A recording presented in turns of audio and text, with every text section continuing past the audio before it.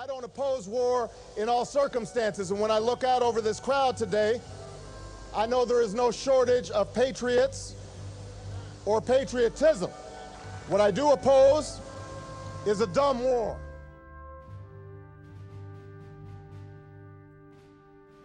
Us rushing headlong into a war unilaterally was a mistake and may still be a mistake. If it has happened, then at that point what the debate's really going to be about is what's our long-term commitment there? How much is it going to cost?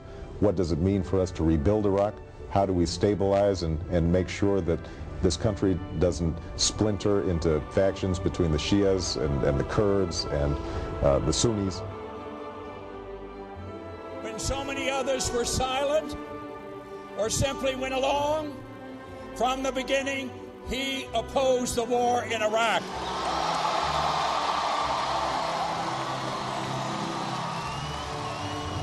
And let no one deny that truth. And so, my fellow Americans, ask not what your country can do for you, ask what you can do for your country.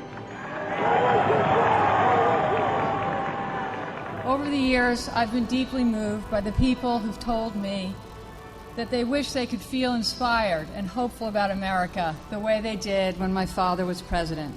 Fortunately, there is one candidate who offers that same sense of hope and inspiration.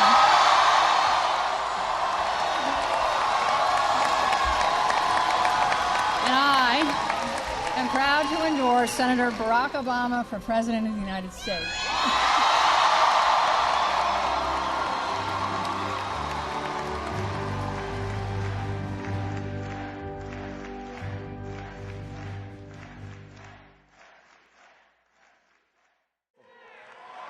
When the world sees America differently, and America sees itself as a nation less divided and more united, you'll be able to look back with pride and say that this was the moment when it all began.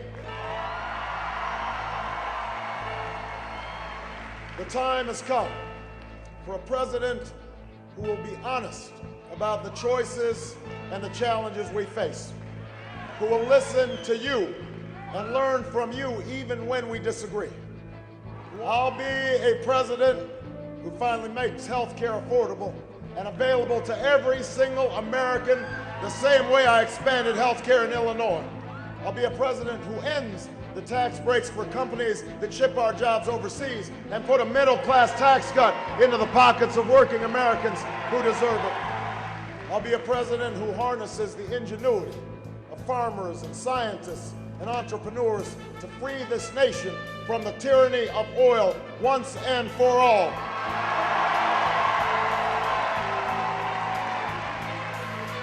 In lines that stretched around schools and churches, in small towns, and in big cities, we came together as Democrats, Republicans, and independents to stand up and say that we are one nation, we are one people, and our time for change has come.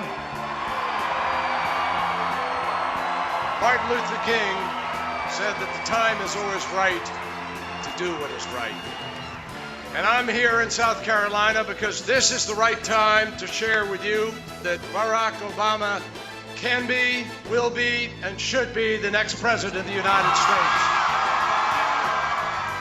I know what America can achieve. I've seen it. I've lived it. With Barack Obama, we can do it again.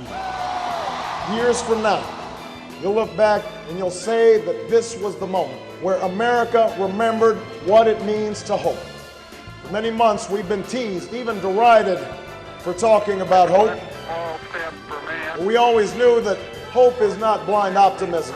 It's not ignoring the enormity of the task ahead or the roadblocks that stand in our path.